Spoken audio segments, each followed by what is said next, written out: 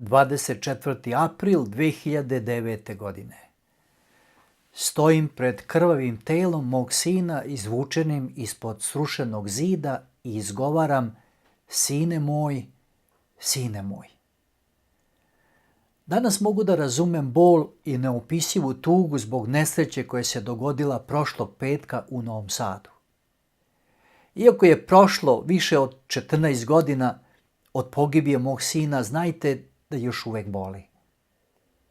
Dobrodošli na YouTube kanal Reči istine i u novu emisiju Vesti u pokretu.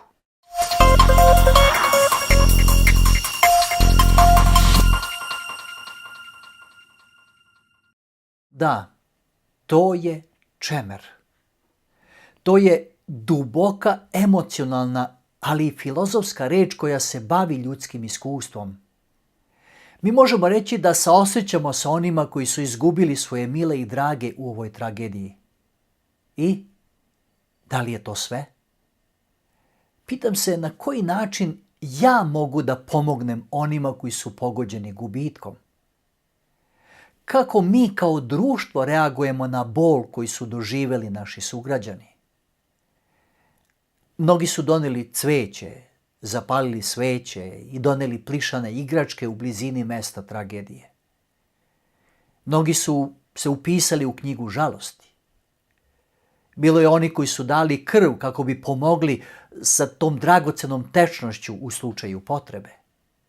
Međutim, kako će se ožalošćeni nositi sa svojim čemerom?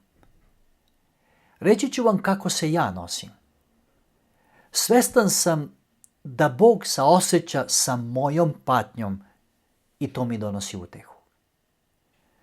Kada je moj sin poginuo, setio sam se da je Bog posmatrao smrt svog sina Isusa Hrista i nije mu pomogao zato što je to bio jedini način da ja dobijem oproštenje greha i mogućnost večnog života.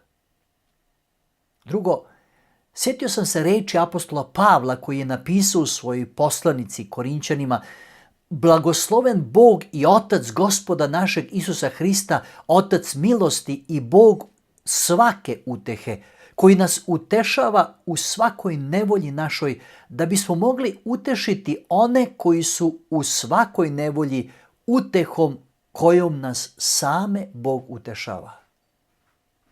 Ovdje je mene Bog pozvao da odvojim vreme i snagu, da tešim one koji se sada nalaze u svojoj nevolji, ne zaboravljajući da sam i ja prošao kroz svoju i da mi je tada itekako bilo potrebno saosećanje i pomoć. Svakoga od vas koji ste izgubili nekoga od svojih milih i dragih mogu razumeti. Ali molim vas koji poznajete one koji su sada u neizmernom bolu, odvojite vreme da budete sa tom osobom. Ako ne znate šta biste rekli, u redu je. U takvim situacijama verovatno i nema prikladnih reči. Samo budite uz njih i ćutite. Vaše prisustvo je dovoljno rečito.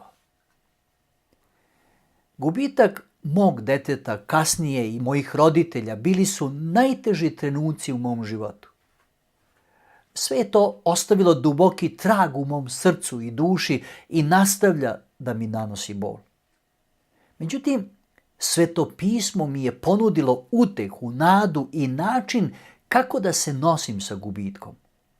Odnosno, oslonio sam se na Boga koji mi je dao utehu u svojoj prisutnosti. Znao sam da Isus saoseća sa mnom. Čitajući evanđelje, pročitao sam kako se Isus osjećao kada je saznao da je Lazar, njegov prijatelj, umro. To je opisano u Jovanu 11:35. Udariše suze Isusu. Da, Isus je plakao. Ovo je jedan od najkraćih tekstova u Svetom pismu, ali sam video duboko saosećanje Boga sa mojim patnjama.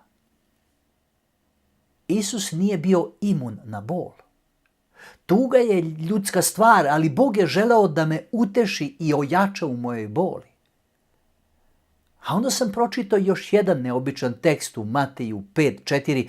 Blago onima koji plaču, jer će se utešiti.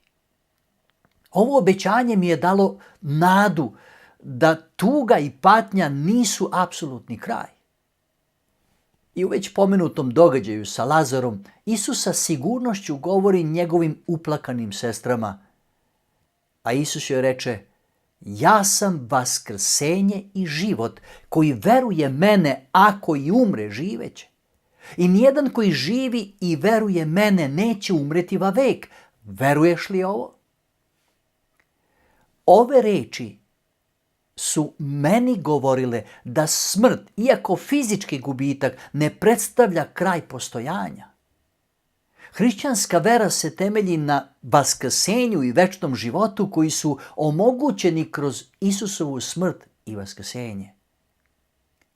Dragi moji, tuga i dalje postoji u mojoj duši, ali je pomešana sa radošću u iščekivanju skorog susreta. Pitate se, odakle mi takva nada? Zato što me je Božja reč ohrabrila rečima iz prve Solunjine poslanice. Neću vam pak zatajiti, braćo, za one koji su umrli, da ne žalite kao i ostali koji nemaju nadu. Jer ako verujemo da Isus umre i vaskrse, tako će Bog i one koji su umrli u Isusu dovesti s njim. Shvatio sam da tuga nije besmisleno iskustvo, jer ona vodi ka ponovnom susretu sa mojim voljenima u Božjem carstvu.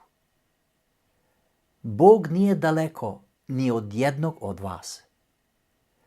On je sa onima koji pate, pružajući utehu i snagu. Tuga me nije odvojila od Boga, već me je pozvala da se oslonim na njegovu blizinu. Zato i danas ponavljam reči Isusa Hrista koji poziva i vas. Matejevo evanđelje. Hodite k meni, svi koji ste umorni i natovareni, i ja ću vas odmoriti. Uzmete jaram moj na sebe i naučite se od mene, jer sam ja krotak i smeran u srcu, i naći ćete pokoj dušama svojim, jer je jaram moj blag i breme je moje lako. Bog i vas poziva da se oslonite na njega. I vaš teret će biti lakši kada ga on nosi sa vama. Da, gubitak naših milih i dragih kroz smrt predstavlja jedno od najtežih iskustava u životu. Ali Sveto pismo me podsjeća da smrt nije kraj. Bog saoseća sa mojom i vašom tugom i želi da nam pruži utehu i nadu. Isus je došao i pobedio smrt. Njegovim vaskrsenjem imamo garanciju večnog života. Molim vas, ne zaboravite. Ove reči sam napisao na nadgrobnom spomeniku mog sina. Bog ima posljednju reč.